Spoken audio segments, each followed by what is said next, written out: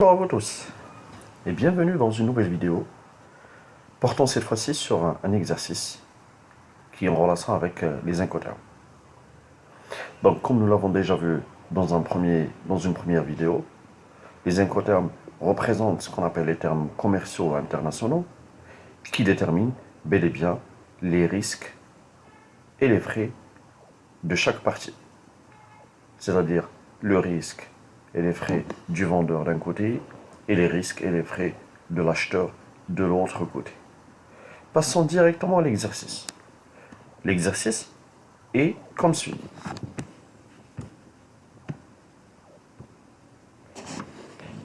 Quel est l'incoterm le mieux adapté? Donc vous avez des situations dans lesquelles vous êtes soit vendeur, soit acheteur. Donc la première des choses à laquelle je vous invite à faire, c'est de se positionner. Est-ce que vous êtes vendeur ou bien est-ce que vous êtes acheteur? Et comme ça, vous allez mieux comprendre les incoterms.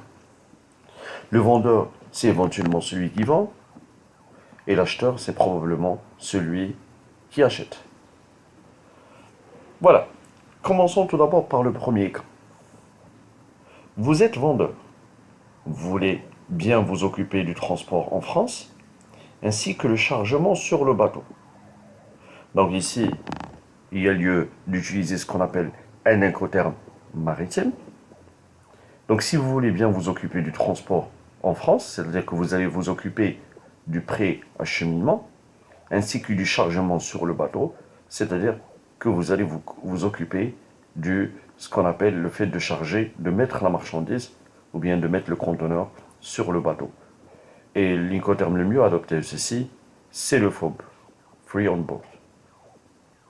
Deuxième cas de figure, vous êtes acheteur. Vous ne voulez vous voulez vous occuper que du strict minimum. Donc vous êtes acheteur et vous ne voulez vous occuper que du strict minimum, c'est-à-dire par exemple du déchargement. D'accord? Voilà. Et lorsqu'on parle de ceci, l'incoterm le mieux adapté, c'est le DPU ou bien le DDP. Donc, pourquoi le DDP? Parce que vous allez vous occuper seulement du strict minimum, et là, c'est le vendeur qui va payer tout le reste. Troisième cas de figure, vous êtes vendeur. Vous voulez bien vous occuper du transport jusqu'au port de destination. Donc ici, il y a lieu de signaler qu'on n'a pas parlé d'assurance. Donc si vous êtes vendeur, vous allez seulement vous occuper du transport jusqu'au port de destination. Et du coup, l'incoterm adapté, c'est le CFR. Quatrième cas de figure, vous êtes vendeur, vous voulez bien vous occuper du transport par avion jusqu'à l'aéroport de destination. Donc ici on parle de l'aéroport, donc on va utiliser un incoterm multimodal, et dans ce cas-là, on va utiliser le DAT, c'est-à-dire Delivered at Terminal.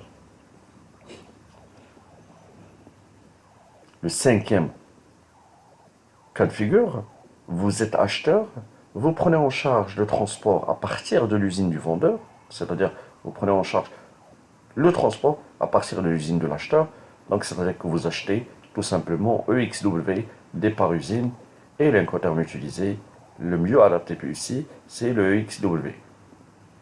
Dernier cas de figure, vous êtes acheteur toujours, et vous gérez tout à partir du port du pays vendeur, à partir du port du pays vendeur, c'est-à-dire que la marchandise sera déposée au niveau du port, et donc dans ce cas-là, l'incoterm le mieux adapté, c'est le FAS, le FAS, Free Alongside Ship.